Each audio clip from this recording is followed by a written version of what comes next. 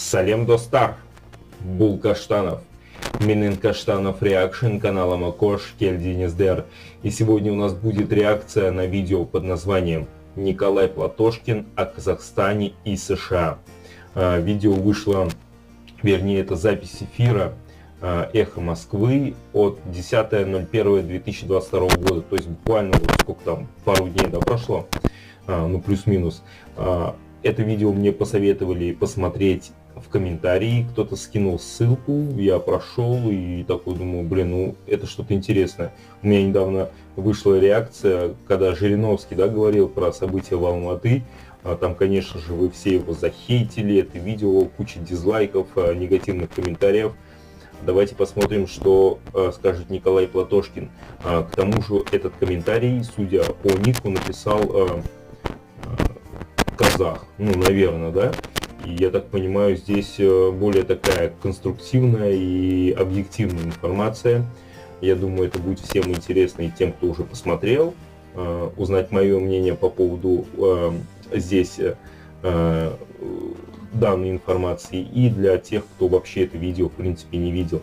Ребята, приступаем к просмотру. Прежде чем мы приступим, Коп Рахмет за то, что подписывайтесь на канал.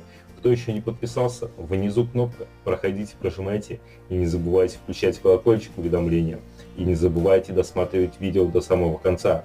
В конце мы подытожим услышанное здесь, и я выскажу свое мнение по этому поводу. Так, ну все, ребята, смотрим.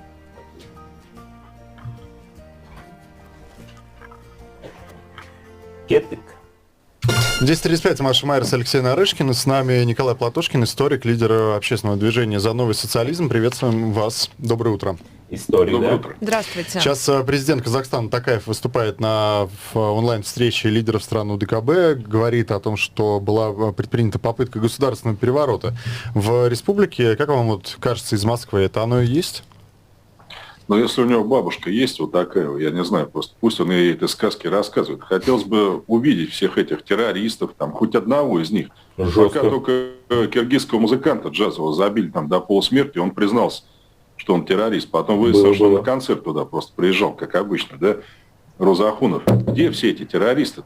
И самое главное, ОДКБ может использоваться только в том случае, если эти террористы прибыли с территории другого иностранного государства, внешней агрессии. Где это государство? Как его зовут? И против именно этого государства тогда ОДКБ должен был действовать. А пока все это художественный свист, понимаете, как и 20 тысяч террористов, 50 тысяч курьеров там и прочее. Чепуха это все. А что на самом деле произошло в Казахстане? Народный протест против двукратного повышения цен на газ, которое стало... Знаете, у нас вот люди из страны, они говорят, а что как-то неожиданно? Там протесты 2 года идут уже. Просто если нам было на это наплевать до сих пор, Это ну, правда, например, ребят? в прошлом августе 7 лет дали Ермеку Тайчебекову, казахскому общественному деятелю, за то, что он посмел сказать, что русские сыграли большую роль в развитии Казахстана. Такой вот классный, 7 лет? абсолютно демократический режим. 7 лет человек получил за высказывание. Себе. До этого были протесты в связи с возможной продажей земель китайцам в 2018 год. До этого были протесты 2020 года. Власть не слушала, вот и докатилась. А в какой момент вот это социально-экономическое возмущение превращается в политический протест, в погромы, в мародерство и вот в эти вот разгул террористической активности? По крайней мере, то, как это представляют казахстанские власти. А вот это вот самый интересный вопрос. Первые 3 дня протесты шли абсолютно мирно. Юрту поставили там в центре городов, требовали так сказать, вот отмены этого повышения цен, а ставки правительства. А вот как только протестующие, опять-таки мирно, стали требовать досрочных выборов, возврата Конституции 93 года. Вот откуда ни возьмись, появились некие группы товарищей пьяных в дупель, да, которые раздавали деньги, оружие, бухло. Вот это вот вопрос, потому что в Жанаузене в 2011 году было точно так же. Абсолютно, да. И потом власть начинает говорить, ага, вот видите, вот вам эти все протесты. Еще как германист хочу сказать. Вообще руководство ГДР после объединения Германии пытались, знаете, за что судить? За то, что они якобы отдали приказ о стрельбе без предупреждения при пересечении границ ГДР и ФРГ. Выяснилось, что это ложь, конечно, да? Такого приказа не было. Но когда человек говорит, Токаев, стреляйте без предупреждения в своих людей, Любой человек, служивший в армии, вам скажет, да, что при пересечении границы даже положено крикнуть: «Стой, кто идет!» там, выстрелить в воздух. Потом стараться стрелять по ногам, там, если это не помогает. А этот говорит: стреляйте без предупреждения. В кого? А насколько события в Казахстане связаны с транзитом, судя по всему, не очень удавшимся? Или удавшимся? В Казахстане нет никакого транзита. Назарбаев как оставался у власти. Он, кстати, между прочим, ушел в начале 19-го после волны протестов 18-го года. Там тоже такие были. Он как был во главе государства, так и остается. Ничего не поменялось. До сих пор? Такаев — это человек для телевизора, да. Больше никто. Нет, а зачем тогда публично Такаев говорит, что он теперь возглавляет вот этот вот Совет национальной безопасности? Увольняет. Я могу сказать, что я представитель Марса в Москве. Ну и что дальше-то? Будем знать. Мы будем знать, как вас в следующий раз титровать. Ну, о чем мы речь? Слушайте, сказать-то можно чего угодно, понимаете? Мы просто говорили и на той неделе, и сегодня с Машей о том, что, очевидно, и Владимир Путин, и Лукашенко для себя сделают выводы о том, как передавать, и надо ли передавать власть своим преемникам. Они уже сделали. И, наверное, уже есть отработанные механизмы, да, взаимодействия с силами ОДКБ. Если в какой-либо из стран что-то подобное начнет происходить, наверное, также моментально, это мое личное мнение, суждение, всего лишь мое личное мнение, скорее всего, также и нагрянут войска ОДКБ и начнут ловить этих террористов, да, в кавычках. Путин, как вы помните, когда меня вот посадили, меня за что посадили? За то, что я был против поправок Конституции, да? Помните, так, Госсовет, потом пропал куда-то весь Госсовет, и просто решили, что президент может баллотироваться еще там на неопределенное количество сроков. Вот уже тогда, в 2020 году, сделали вывод, что уход Путина на какую-то любую должность председателя Госсовета не прокатит. Ему придется оставаться у власти. Решил он так. А Лукашенко? У него же тоже вопрос с транзитом, насколько я понимаю, актуальный. У Лукашенко вообще вопрос с транзитом не стоит. Лукашенко будет сидеть до упора. Я считал, что ему надо что будет просто... после упора, Николай Николаевич, объясните. Я вот предыдущие полчаса всю на эту тему рассуждала, пыталась, по крайней мере. А после упора? Николай Николаевич, вот он еще, по всему прочему, что он посланник Марса, он еще доктор исторических наук. Вот. У любой диктатуры конец всегда одинаковый. Всегда. Тут вопрос просто в том, успеет ли диктатор убежать. Вот и все. Ничего другого не происходит, к сожалению, или к счастью. Там, не знаю. Что Владимир Путин получает с того, что российские войска вошли под брендом ОДКБ в Казахстан? Ну, видимо, вводить так побоялись, хотя ОДКБ, еще раз, никакого отношения не имеет к тому, что происходит в Казахстане. Это я вам просто говорю, как бывший начальник отдела Армения МИД, я договор-то знаю очень хорошо, так получилось по работе. Да он там 2 страницы, там знать-то особо ничего и не нужно. Внешняя агрессия только, это ОДКБ. Ребят, я вот перестал следить абсолютно за этими политическими событиями, которые у вас происходят в Казахстане. Вот вы это видео смотрите 21 января. Войска ОДКБ вывели или нет? Напишите мне в комментариях. Я, конечно же, еще сам тоже посмотрю эту информацию, но как бы до сих пор непонятно. Вроде бы там все террористов всех поймали. Они еще там или все-таки уже вывели? Если внешней агрессии нет, ОДКБ вообще тут ни при чем. Ну так Такаев же говорит, что боевики приехали откуда-то из-за рубежа. Вот вместе. Откуда, интересно, да. Вот ну они установят, подождите, не торопитесь следствие. Ну да, то есть сейчас побьют еще пару музыкантов, а они скажут, что они приехали с Филиппин, там, да, с Парагвая. Знаете, когда мне продлевали арест, там следователь говорил, что если Платошкина отпустить, он в Кампучию сбежит. И ржал еще при этом, понимаете. Ну, можно и так сказать, ну... Просто, видимо, кроме Кампучи он не знал других стран, а так бы еще что-нибудь сказал. А мой коллега Нарышкин, он же спросил вас о том, какая выгода у Путина. Вы вот сейчас сказали, что там нельзя было вводить, понятно. А в чем интерес геополитический? Интерес такой, всем сидеть тихо, не соваться, иначе в глаз. То есть, это в смысле, это кому сигнал-то? Людям или Такаеву? Но видите, Путин что сказал на пресс-конференции в конце декабря, что большинство российской оппозиции, если не вся, это агенты, так сказать, там каких-то иностранных держав, Запада. Вам это сейчас вот ничего не напоминает? в Казахстане. Там тоже все агенты. Там еще 20 тысяч агентов, причем, я не знаю, это значит, у них спецслужбы глухие, слепые, хромые. Приехал 20 тысяч человек, разместилось, купил гаванских сигар, покурил, дождал своего времени, понимаете, а спецслужбы были... Подождите, Николай Николаевич, я правильно поняла, что если там нету, да, какой-то фигуры, какого-то веса политического у Токаева, а он остается по-прежнему номинальной фигурой, то здесь две стороны конфликта: власть против народа. И никакого междоусобицы между разными кланами, между разными фигурами на вот этой шахматной доске политической там нету. Я правильно вас услышала? Да, вы правильно услышали. Вы знаете, какой-то мудрый француз, Саттер, сказал, что теория заговора – это удел невежественных людей, как правило. Это, знаете, вот как раньше древние люди, они видели, что молнии какие-то, но они же не понимали, что это атмосферное электричество. Они говорят, что это кто-то сидит, пиндюрит там молниями во всех. Ну так и здесь. Жузы какие-то, еще какая-то хрень, понимаете. Вот послушаешь, там ерунда полнейшая. Тень на плетень по-русски называется. В какой степени координируются действия спецслужб, как вам кажется, Казахстана, например, и России? То есть вы же сейчас возложили ответственность за происходящее, по сути, если я вас правильно понял, на силовиков, да, что они вот проморгали все вот эти явления. Ну хорошо, казахстанские проморгали. Нет, вы меня неправильно поняли. Неправильно, извините. Я сказал, что это все вообще вранье про всех этих террористов, там, и нет их там. Если бы они там были, понимаете, там совсем по-другому все бы развивалось.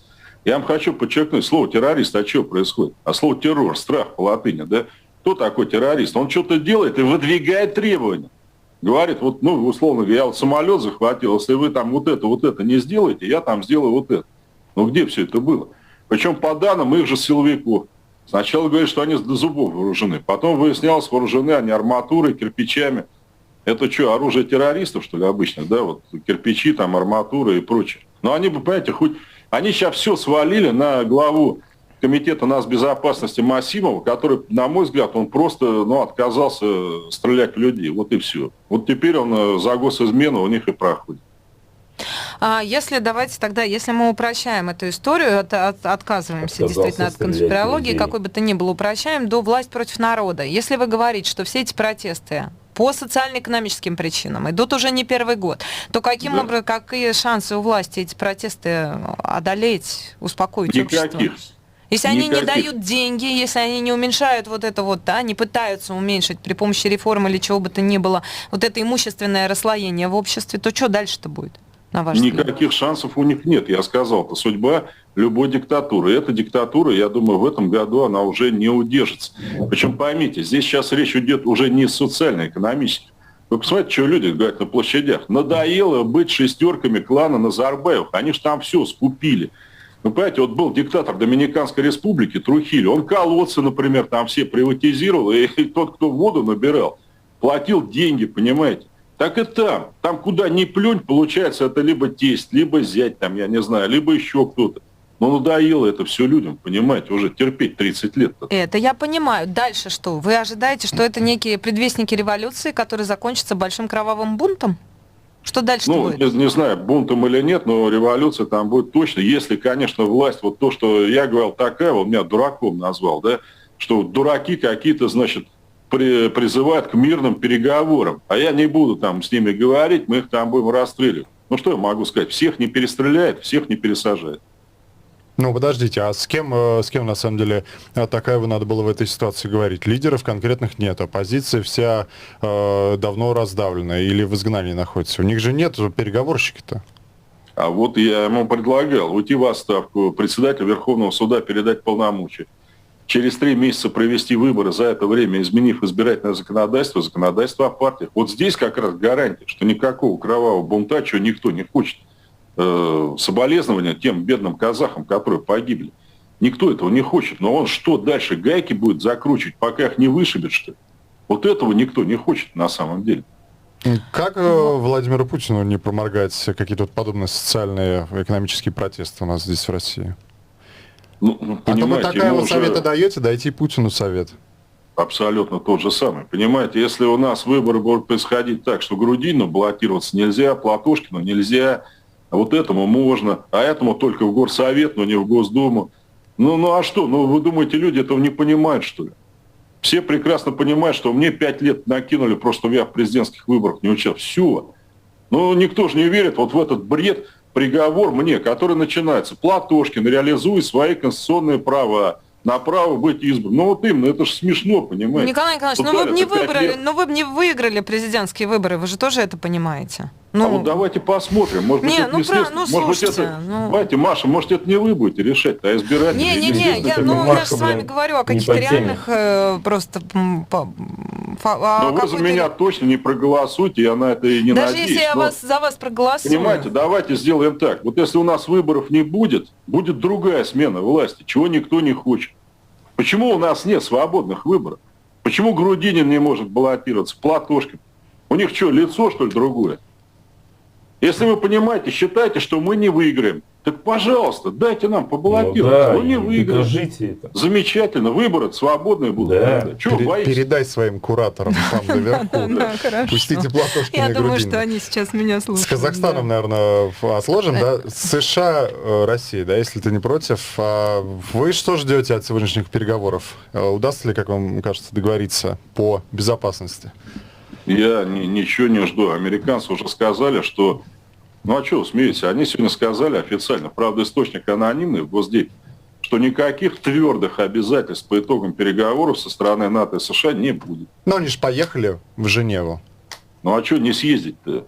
Ментолу покурить, там, пастиса попить и прочее. Слушайте, ну вы же дипломат. В прошлом у вас опыт большой. Объясните, пожалуйста, как вот эта вот встреча изнутри может выглядеть? Очень просто. Значит, наши будут озвучивать то, что они озвучили. Не надо принимать в НАТО бывшей республики СССР, и, пожалуйста, не проводите там крупных учений численностью больше бригады, то есть больше 5000 человек. В ответ будет сказано, что кого принимать в НАТО, это не ваше собачье дело, мы сами как-нибудь без вас разберемся, а вы войска на границе с Украиной не массируйте. Все. И все, и разъехались. И разъехались. Понятно. Вы вообще, простите, пожалуйста, а вы Владимира Путина поддерживаете с его объяснениями по поводу расширения, волны расширения НАТО, когда вот он говорит про подлетное время? Он правду говорит? Да, я поддерживаю. Просто я не понимаю, что он это не говорил в 2004 году, когда Прибалтику в НАТО не приняли, и она стала там Эстония, грубо говоря, НАТО, там в 150 километрах от Ленинграда. Вот тогда что-то молчали. Я уже говорил, я не сторонник Ельцина, но в 96 году при первой волне расширения, мы много от них добились, я должен сказать. Мы добились того, что ни одной базы НАТО на территории новых членов не будет, что они не будут размещать там ядерное оружие, и что в Германии, бывшей ГДР, не будет никаких иностранных войск. Кстати, они это выполняют. Кто мешал проводить эти переговоры в 2004 году? Мне вот это вот непонятно. Ну, ситуация поменялась, наверное. Или Путин поменялся? Он, по-моему, еще сам в НАТО собирался, если я ничего не путаю. Ну вот где-то там, в начале 2000-х. Вот это вот правильный вопрос, понимаете. Если вы считаете, что Эстония с ее подлетным временем это ерунда, там, а Украина чем тогда? В чем разница? Такое же подлетное время, как и из Эстонии. А как вам кажется, Путин хочет на Украину действительно войска ввести? Ну, то, о чем говорят американцы, пугают нас и вторжением, и санкциями ответными на это. Это, знаете, вот как с девочкой, да, в школе. Вот она внимание не обращает, конфеткой, да, что же не обращает. Вот за косичку сзади дернул, она говорит, так, ты портфелем грохнул по спине, там, все говорят, то так и здесь, понимаете, нас же вышибли со всех этих международных форумов. Мне-то, честно говоря, плевать. А, видимо, наша элита сильно страдает. Замки в Луаре остаются неухоженными, понимаете. Вот хочется поговорить с НАТО, сказать, что мы хорошие люди. Так, ребята, наверное, на этом моменте я прекращу запись этого, реакции на это видео, потому что здесь уже речь идет о взаимоотношениях России и Казахстана. Кто хочет посмотреть это видео, как сказать, в оригинале и, в принципе, до конца, ссылка будет в описании. Как и всегда под всеми видео, всегда ссылки на оригинальный источник, который я смотрю, всегда есть в описании. Проходите и, соответственно, как бы смотрите, да, что там дальше сказал Платошкин. Нам же, как бы, понятное дело, да, по тематике моего канала интересует, конечно же, все то, что он сказал по поводу Казахстана, России, ОДКБ и вот это вот всего. Да, конечно, я первый раз смотрю Николая Платошкина и вообще слушаю его высказывания, конечно, такой наверное, так в хорошем смысле слова, дерзкий, жесткий, и такой человек, который высказывает прям такие, вроде бы и банальные вещи, но то, как он это преподносит, прямо, как сказать, так веришь ему, да, и, наверное, конечно, он говорит правду. По поводу... Напиши, вот, ребят, мне интересно будет ваше мнение, как казахов, насколько правдив и насколько правдивы слова Платошкина вот в его этом диалоге с ведущими, все, что он говорил про Казахстан и вот про эти события. Понятное дело, да, вот это вот, наверное, как бы все уже понимают, что, наверное, все-таки не было никаких этих 20 тысяч террористов, да, и опять же вот эти войска УДКБ, наверное, это все-таки были меры по, наверное, все-таки по удерживанию нынешнего политического строя в Казахстане. И как я уже высказался по ходу видео, это просто тоже, по моему личному мнению, это отработка, что называется, непосредственно в реальных условиях такого инструмента, как ОДКБ. И если в какой-либо еще стране что-то подобное будет происходить, также войска ОДКБ немедленно начнут искать террористов. И там уже, как бы, насколько я понимаю, будет вообще не до протестов, не до каких-то там повышений цен на что-то. Какие тут могут быть вопросы, да, по поводу повышения цен, если тут террористы на страну напали? Вы понимаете, да, про что? Такое вот мое личное оценочное суждение всего, что я здесь услышал. Да, ребята, вы, наверное, заметили, по ходу этого всего видео я уже раз 3 или 4 проговорил вот эти все устные дисклеймеры, да, но в такое время живем.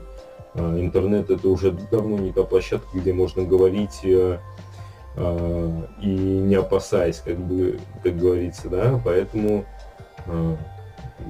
это как бы реалии современного интернета, особенно когда говоришь на вот такие вот политические моменты, на такие политические темы.